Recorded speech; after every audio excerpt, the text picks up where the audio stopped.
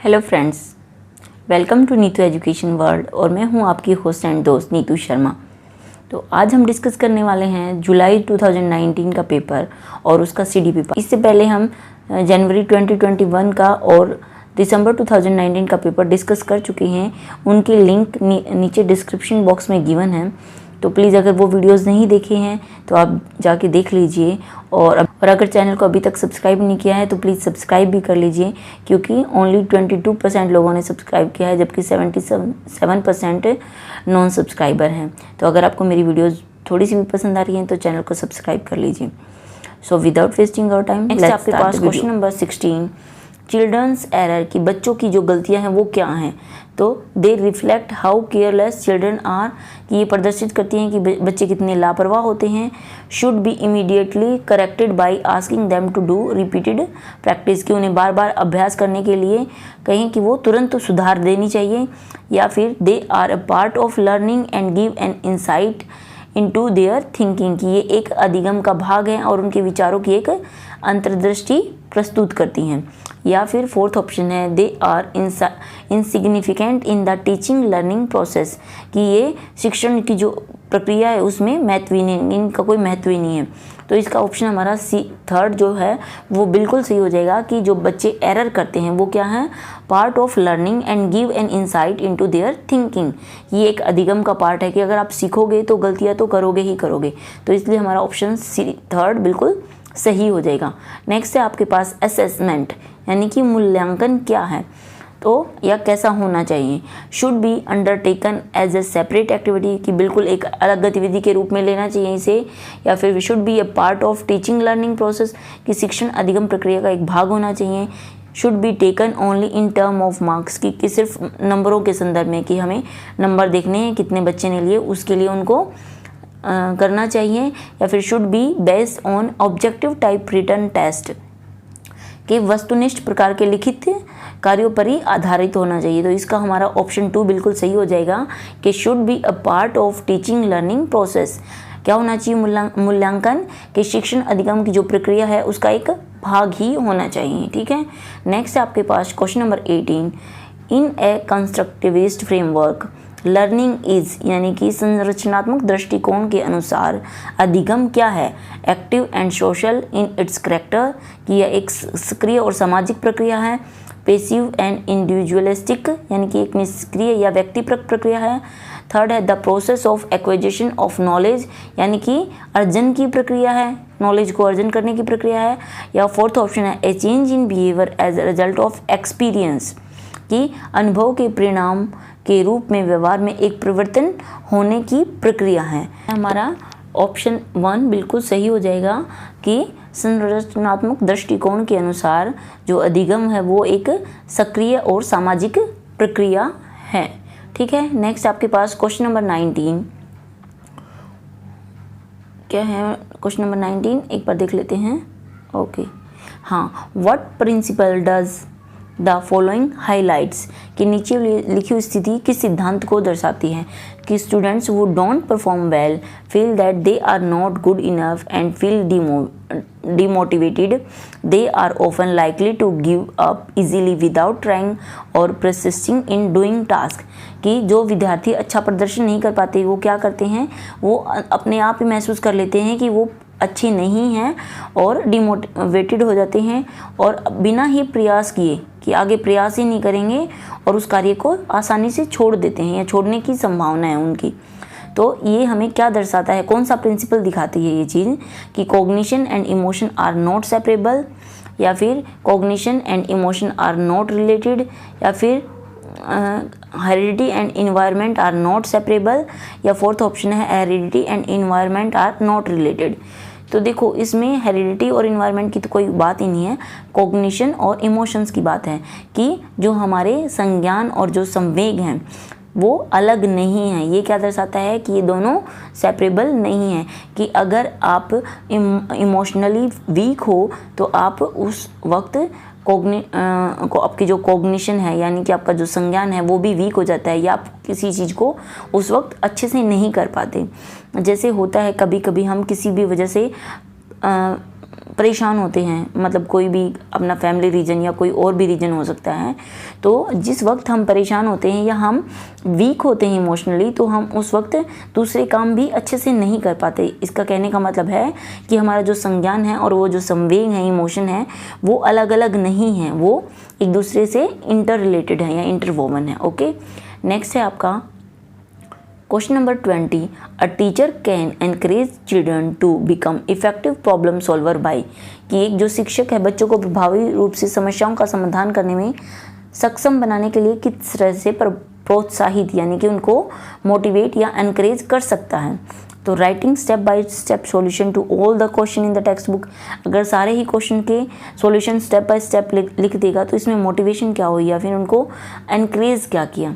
Second है आपका, तो ये तो होगा नहीं। सेकंड है giving them plenty of opportunity to answer similar kind of question from the text book, कि एक जैसे ही प्रश्नों के बार बार उत्तर पूछते रहो और उनको अभ्यास देते हो, तो सिर्फ सेम क्वेश्चंस के आंसर बार बार पूछने के लिए उनको अपॉर्चुनिटी देने से भी वो प्रॉब्लम सॉल्वर नहीं बन पाएंगे। थर्ड है emphasizing on rote memorization of the information given in the text book, की आपकी पाठ्य पुस्तक में जो भी सूचना है उसको रट्टा मार लो, तो ये भी उनको एनकरेज नहीं करेगा प्रॉब्लम सॉल्वर बनाने के लिए। तो ऑप्शन 4 है हमारे पास कि increasing children to make intuitive guesses and to look at the multiple solution to the problem, कि बच्चों को encourage करना चाहिए कि वो अलग अलग गैसेस लगाएं, यानी कि अलग अलग अनुमान लगाएं और जो भी बहुविकल्प हैं उनके जो भी अलग अलग मल्टीपल सॉल्यूशंस हैं उनको सॉल्व करने की कोशिश करें। इस तरह से आप उनको एनकरेज करोगे, यानी कि मेन कि उनको ब्रेनस्टॉर्मिंग करने के लिए एनकरेज करना चाहिए, उनको गैसेस लगाने के लिए कि आप अनुमान लगाओ कि पता आपका ये ठीक हो जाए। तो इस तरह से आप उनको problem solver effective problem solver बना सकते हो। ठीक है, नेक्स्ट आपके पास question number 21। Use of method where learners on initiative and efforts are involve in is an example of, कि वह विधियाँ जिनके प्रयोग में बच्चों की स्व पहल वो प्रयास सम्मिलित हैं या शामिल हैं, इनमें से किसका उदाहरण है। तो ऑप्शन है आपके पास इंटरपर्सनल इंटेलिजेंसी का उदाहरण है, deductive method, learner centred method या फिर ट्रेडिशनल मेथड। तो यहाँ पे आपको बोला गया है कि उन विधियों का प्रयोग करो जिनमें बच्चे खुद से ही पहल करें और प्रयास करें, यानी कि अपने एफर्ट लगाए। तो ये होता है आपका लर्नर सेंटर्ड मेथड, कि जो लर्नर हैं उन्हीं को सेंटर में रख के आपने वो विधियाँ या वो मेथड तैयार किए हैं। ठीक है, नेक्स्ट आपके पास question number 22। Which of the following statements about intelligence is correct, कि बुद्धि के बारे में इनमें से कौन सा कथन सही है। तो फर्स्ट है आपके पास intelligence is the ability to think convergently, यानी कि अभिसारी रूप से सोचने की योग्यता है। ऑप्शन 2 है intelligence is a relatively permanent change in behaviour as a result of experience, यानी कि बुद्धि अनुभव के परिणाम के रूप में अपेक्षाकृत क्या है, स्थायी है। ऑप्शन 3 है आपके पास intelligence is heredity traits that involve mental activities such as memory और रीजनिंग, की बुद्धि एक आनुवांशिक विशेषक है जिसमें हमारी जो मानसिक गतिविधियाँ जैसे कि स्मरण और तर्क शामिल होते हैं। या फिर ऑप्शन 4 है हमारे पास कि intelligence is a multi dimensional involving several abilities not entirely measurable by intelligence test, की बुद्धि बहुआयामी है जिसमें हम बुद्धि के परीक्षणों के द्वारा पूर्ण रूप से परिमेय न की जाने वाली योग्यताएं शामिल होती हैं। तो ये हमारा ऑप्शन 4 बिल्कुल सही हो जाएगा कि हमारी जो इंटेलिजेंस है वो क्या है, मल्टी डायमेंशनल है। ठीक है, जिसमें सारी एबिलिटीज़ हैं उनको आप अच्छे से क्या नहीं कर सकते, मेज़र नहीं कर सकते या फिर वो मेजरेबल नहीं है, लेकिन ये इंटेलिजेंस वो हमारी मल्टी डायमेंशनल होती है। नेक्स्ट है आपके पास question number 23। Which of the following is the primary socialization agency, की प्राइमरी सोशलाइजेशन एजेंसी क्या है इनमें से। तो आपको पता होना चाहिए कि एक प्राइमरी सोशलाइजेशन एजेंसी होती है, एक सेकेंडरी प्राइमरी सोशलाइजेशन एजेंसी होती है। और प्राइमरी में कौन कौन आते हैं, हमारे फैमिली और रिलेटिव्स या जो हमारे नियर वंस हैं वो। तो इसका ऑप्शन A1 बिल्कुल सही हो जाएगा, फैमिली। बाकी स्कूल, गवर्नमेंट, मीडिया ये सारे सेकेंडरी के ऑप्शन है। ठीक है, तो इसका सही आंसर हो जाएगा ऑप्शन A, फैमिली या परिवार। नेक्स्ट आपके पास question number 24, the major proposition of Jean पियाजे थ्योरी इज दैट, कि जीन पियाजे के जो सिद्धांत है उसका प्रमुख प्रस्ताव क्या है। Children thinking is inferior to adult, कि बच्चों की जो सोच है वो बड़ों से निम्न होती है। Of children thinking is superior to adult, की बच्चों की जो सोच है वो बड़ों से बेहतर होती है। Children thinking is quantitatively different from adult, की बच्चों की सोच मात्रात्मक रूप से वयस्कों से भिन्न होती है। या फिर ऑप्शन डी या option 4, children thinking is qualitative different from adult, यानी कि बच्चों की जो सोच है वो गुणात्मक रूप से बड़ों से भिन्न होती हैं। तो इसका हमारा ऑप्शन 4 है वो बिल्कुल सही हो जाएगी आगे, कि जो उनकी सोच है वो क्वालिटेटिव रूप से डिफरेंट होती है, बाकी निम्न या बेहतर नहीं होती, उनके सेम ही होती है, लेकिन उनकी जो गुणात्मकता है वो बड़ों से भिन्न होती है।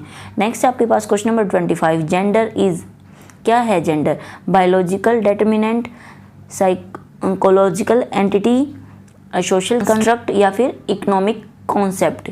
तो जेंडर क्या है हमारा, एक सामाजिक संरचना यानी कि सोशल कंस्ट्रक्ट। तो ऑप्शन 3 हमारा बिल्कुल सही हो जाएगा।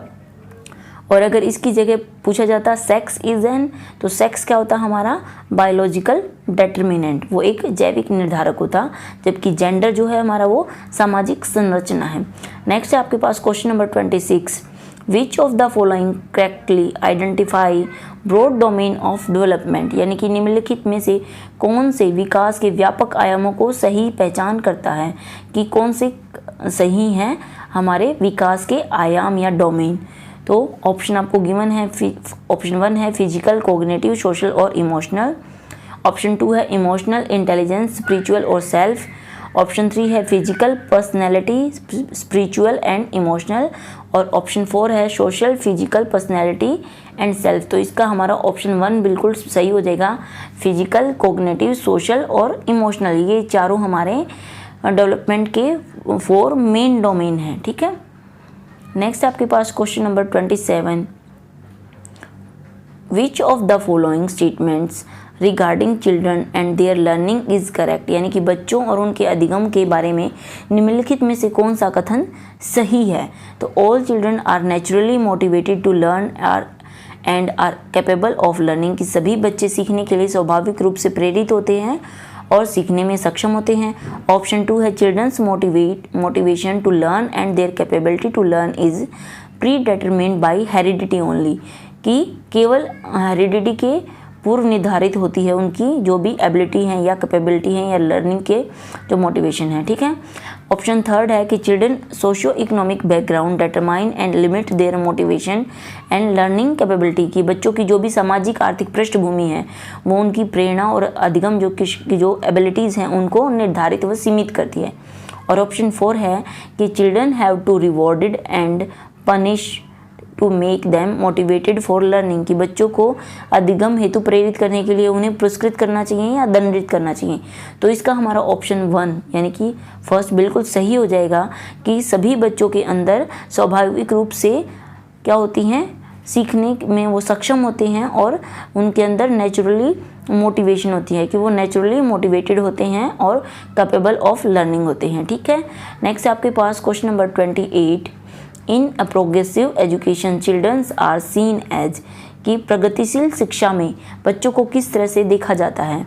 मिनिएचर अडल्ट, छोटे वयस्कों के रूप में, पैसिव इमिटेटर यानी कि निष्क्रिय अनुकारकों के रूप में, एक्टिव एक्सप्लोरर सक्रिय अन्वेषकों के रूप में, या ब्लैंक स्लेट यानी कि खाली स्लेटों के रूप में।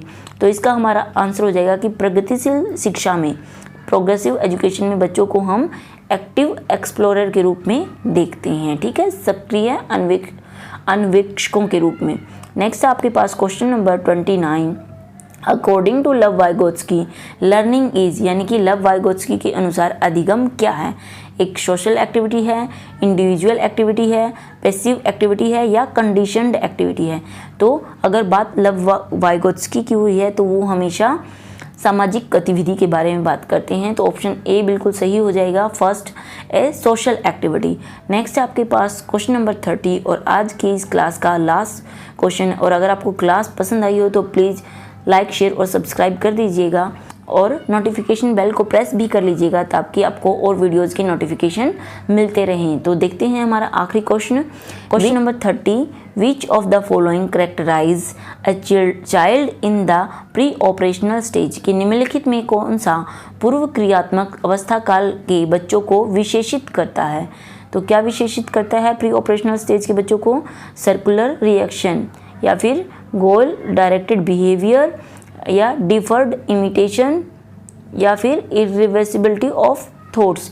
तो अगर बात प्री ऑपरेशनल स्टेज की बात कर रहे हैं जिसमें बच्चे ऑलमोस्ट 2 to 6 ईयर के होते हैं, यानी कि आफ्टर 2 और 6 ईयर तक के बच्चे होते हैं, तो उनमें विचारों की अनुत्क्रमणीयता होती, यानी कि इरिवर्सिबिलिटी ऑफ थॉट्स। ये हमारा ऑप्शन 4 बिल्कुल सही हो जाएगा। तो आज के लिए बस इतना ही, और बाकी के जो क्वेश्चन हैं जुलाई 2019 के वो हम नेक्स्ट वीडियो में करेंगे। Thank you very much for your support and love.